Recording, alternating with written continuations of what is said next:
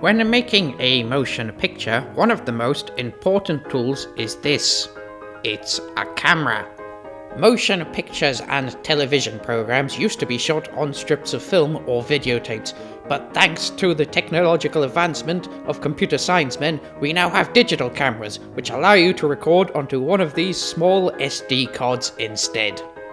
Here at the Twisting Ducks Theatre Company, we have two cameras. Sony number 1, which films in high definition video, we shall call this one Fred, and Sony number 2, which will film in high definition and 4K video, we shall call this one Daphne. Fred's battery is inserted in the back, like so.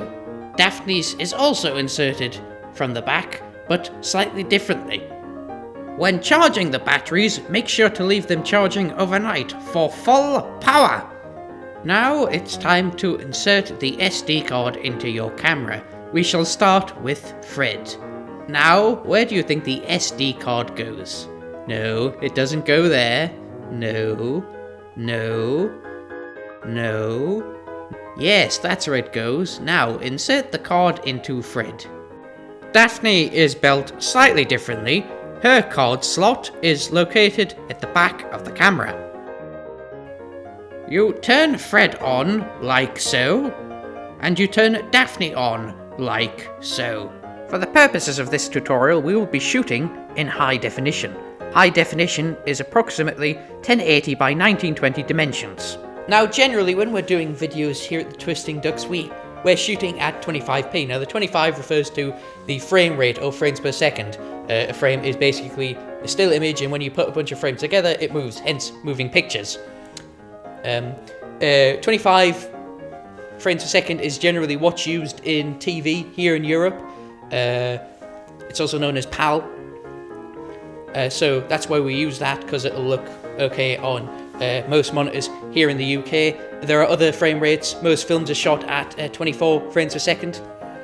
That's why if you ever watch a film on TV here, the sound's a bit sped up, because it has been sped up by about 4%. In America and parts of Asia, they have... When you watch it back, it'll look more like 24p. The only trouble is with NTSC is, as they always joke, never the same colour, because the colour never looks quite as good as PAL. That's another thing.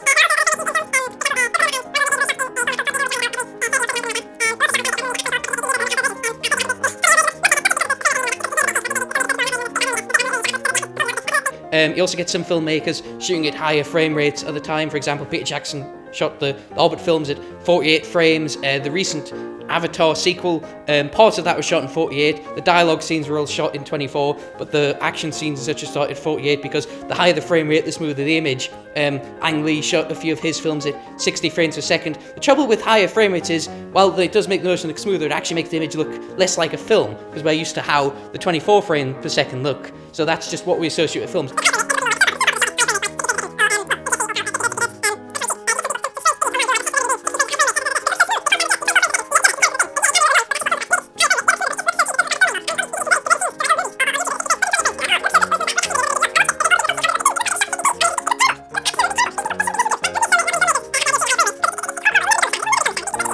That's enough about the frame rates.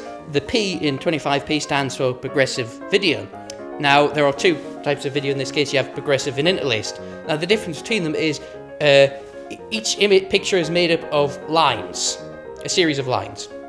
And in progressive, when there's a refresh rate, every line is refreshed, right? In interlaced video, it's every other line. Now, interlaced video was introduced because in early television sets, the technological limitations meant they couldn't show full progressive video, so it was interlaced. However, now that we have modern HD televisions, we can show progressive video, and it does look somewhat better. Maybe not perceptible to the human eye, but it does look better, so we suggest shooting your videos at progressive video. Once you have the required settings, simply press record and voila!